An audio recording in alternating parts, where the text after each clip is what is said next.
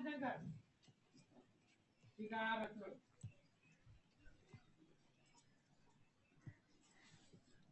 दोस्तों, आप सभी का स्वागत है हमारे चैनल शाश्वत सीजीपीएससी सीजीव्यापम में।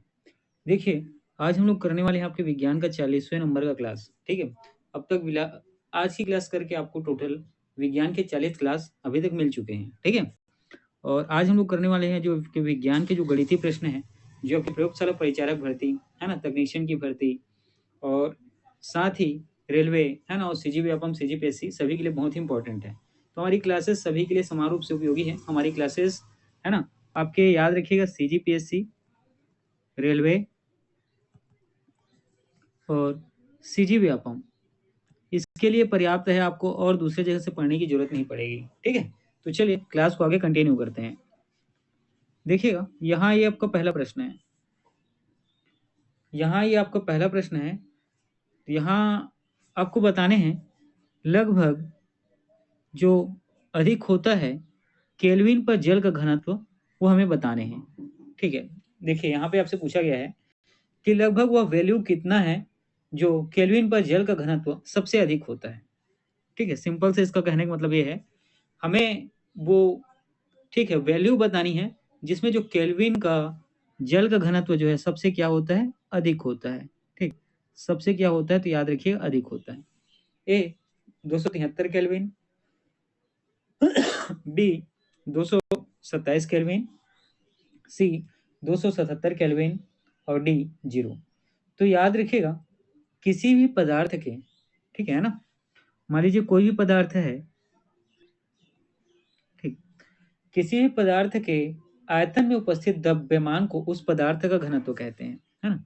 कोई भी पदार्थ है और उस पदार्थ में, है ना, उस पदार्थ के आयतन में अगर उपस्थित द्रव्यमान को, ठीक है, आयतन में उपस्थित क्या, तो द्रव्यमान को उस पदार्थ का क्या कहते हैं, तो घनत्व कहते हैं। आपको याद रखना इंपॉर्टेंट है ना। किसी भी पदार्थ के एकांक आयतन में उपस्थित द्रव्यमान को क्या कहते हैं, उस पदार्थ का घनत्व कहते हैं। जल का घनत्व कितना होता है, तो याद रखिएगा 277 केल्विन, है ना। जल का घनत्व कितना होता है, 277 केल्विन। तो यहाँ आपका उत्तर होगा ऑप्शन सी 277। और साथ ही 277 केल्विन के बारे में क्या याद रखना है कि 4 डिग्री सेंटीग्रेड तापमान पर यह सबसे अधिक होता है।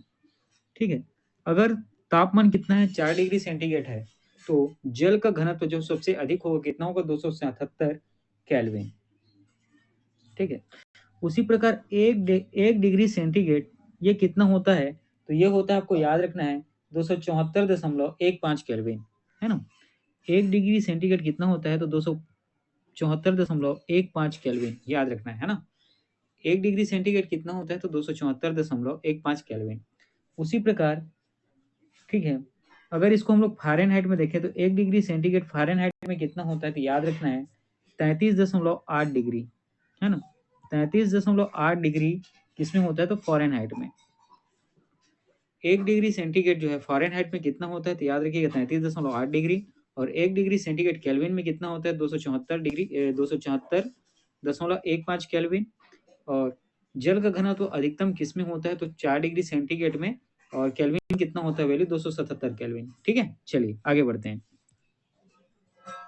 देखिएगा, ये आपका अगला प्रश्न है। यहाँ हमसे पूछा गया है कि 77 डिग्री सेंटीग्रेड तापमान लगभग किसके बराबर होता है, ये आपको बताने हैं। ठीक है, और आपका वैल्यू यहाँ पे दिया है 100.4 Fahrenheit, 99.4 degree Fahrenheit, 97.4 degree Fahrenheit और 98.6 डिग्री फ़ारेनहाइट।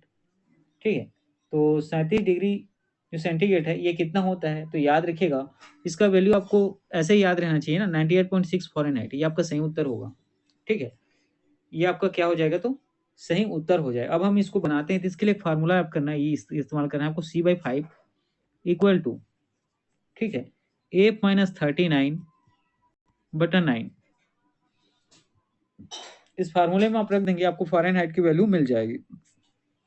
देखिए, यहाँ डिग्री सेंटीग्रेड है और यहाँ फ़ारेनहाइट है, और उसमें वैल्यू किस में आया है, फ़ारेनहाइट में। तो सी की जगह कितना रखना है आपको, 30 में रखना है, ये 5 आ गया। फ़ारेनहाइट का एप रखेंगे, 32 आ गया, और नीचे में आ गया 3। अब देखिए, इसका यहाँ गुणा करेंगे और इसका इधर, तो 9 सत्ते 63 की 3 6 9 3 27 और 6 33 हो गया ये, और ये 5 एफ और ये हो जाएगा 5 दूने 10 और 5 ये 15 एक 16। यहाँ तक चीज़ें ठीक है। अब इसको इस साइड पक्षांतर कर देंगे तो ये क्या हो जाएगा 3 9 4 और ये कितना हो जाएगा 5 एफ। एफ का वैल्यू क्या आएगा 5 निया 45, ठीक है। एफ का वैल्यू क्या आ जाएगा 5 निया 45, 5 अट्ठे 40 और 5 छक्का 30 और किस में आ गया फ़ारेनहाइट में, है ना। तो 98.6 ये आपका सही उत्तर होगा। तो C/5 equal to F minus 32/9 आपको किस में करना है, सेंटीग्रेड को अगर फ़ारेनहाइट में बदलना है तो इस फार्मूले का आप इस्तेमाल कर सकते हैं। ठीक है, चलिए आगे बढ़ते हैं। देखिएगा, ये आपका अगला प्रश्न है।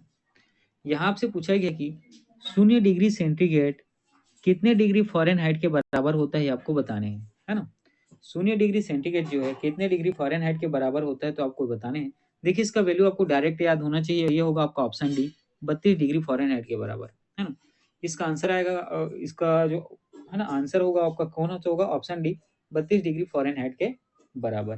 ठीक है, इतनी चीज़ें क्लियर हुई।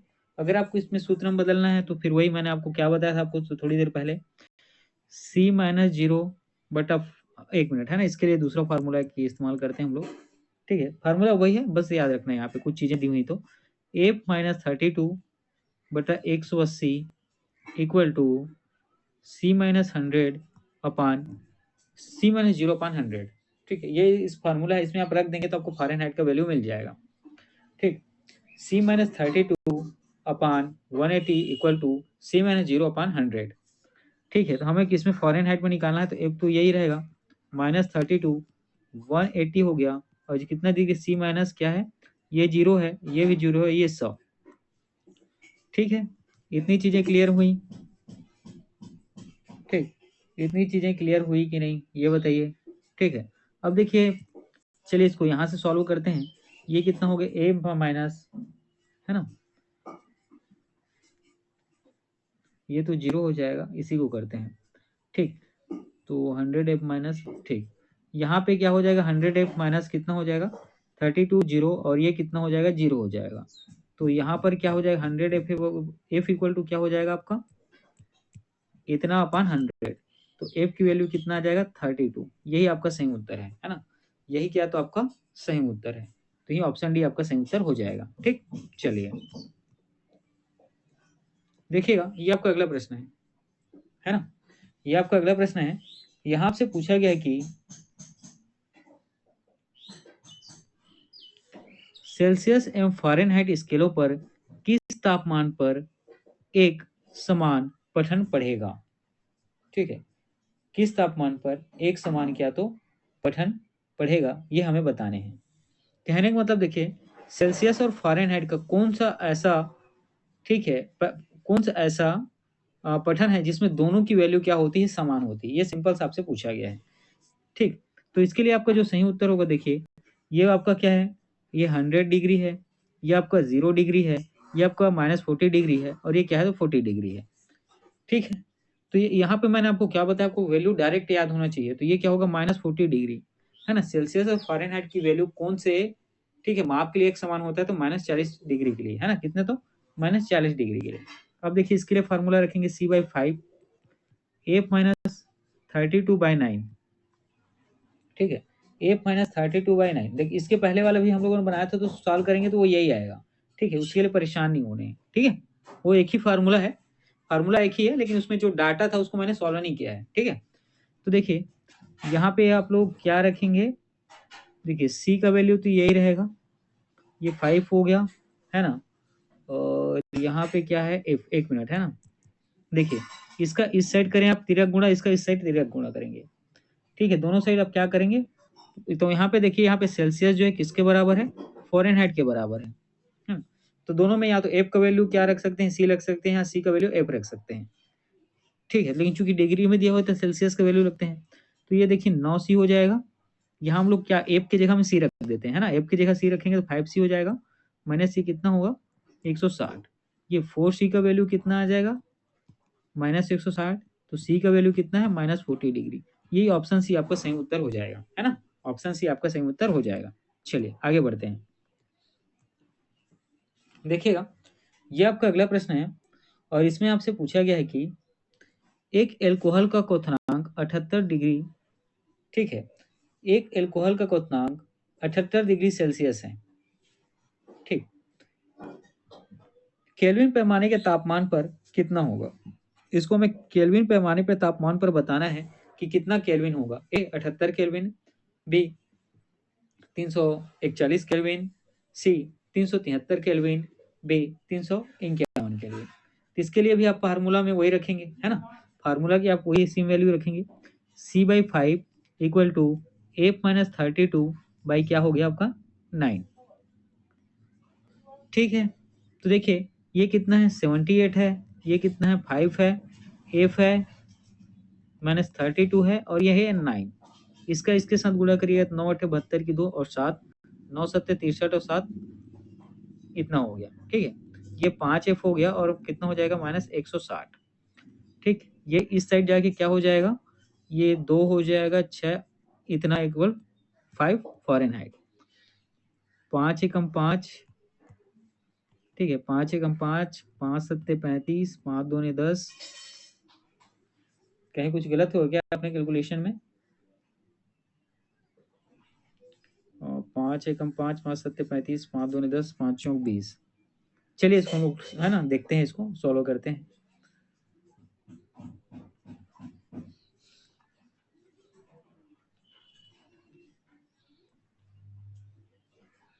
एक मिनट, है ना, हम लोग दूसरा वाला इस्तेमाल करके देखें क्या। चलिए देखिएगा, ठीक है। या इसको आप क्या करेंगे, मैंने इसके पहले, ठीक है, इस क्वेश्चन के पहले के ठीक पहले को बताया था आपको। C-0 रखेंगे, नीचे में क्या रख देंगे 100 इक्वल टू K माइनस, है ना, देखिए K का है, ठीक। मैंने यहाँ पे फ़ारेनहाइट का लगा दिया था, हमें किसका लगाना था, केल्विन का, ठीक। मैंने वहाँ पे क्या तो फ़ारेनहाइट का लगाया था, हमें किसका लगाना है, केल्विन का।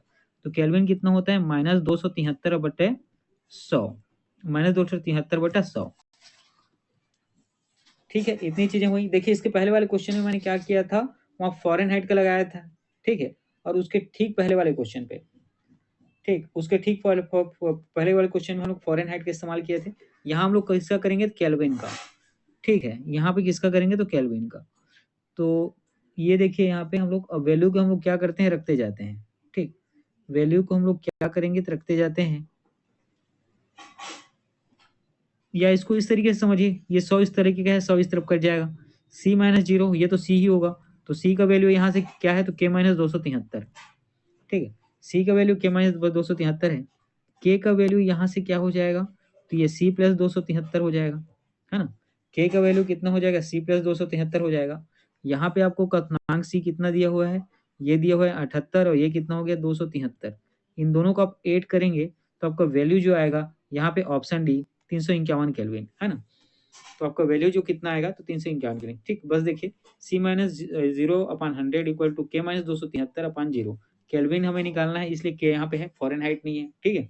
तो उसके बाद देखिए नीचे नीचे का आपस में करता है, ऊपर ऊपर का आपस में करता है, तो C-0 को तो C ही हो जाएगा। उसके बाद यहाँ तक किए, उसके बाद यहाँ तक सॉल्व करने का सेल्सियस का वैल्यू हम लोग रख देते हैं, आपका उत्तर आ जाएगा ऑप्शन डी, ठीक है। चलिए आगे बढ़ते हैं। देखिएगा ये आपका अगला प्रश्न है, ये जो है क्या तो हमारा अगला प्रश्न है। इसमें आपसे पूछा गया है, ठीक है, इसमें आपसे क्या पूछा गया है तो देखिएगा, सेल्सियस से केल्विन पैमाने पर, है ना, अभी वाला प्रश्न है, ठीक है। तापमान को बदलने के लिए निम्न में से क्या करना होगा।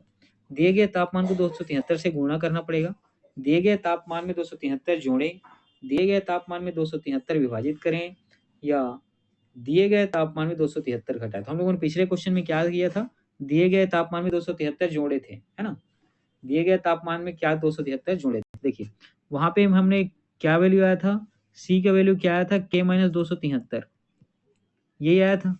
अब इसको हम लोग K लेंगे तो क्या आ जाएगा C+273, ठीक है। तो सेल्सियस से केल्विन में बदलने के लिए, सेल्सियस से केल्विन में बदलने के लिए क्या करते हैं, 273 हम लोग क्या करते हैं तो जोड़ते हैं, है ना। 273 हम लोग क्या करते हैं, जोड़ते हैं, ठीक है। इतनी चीजें क्लियर हुई। चलिए आगे बढ़े।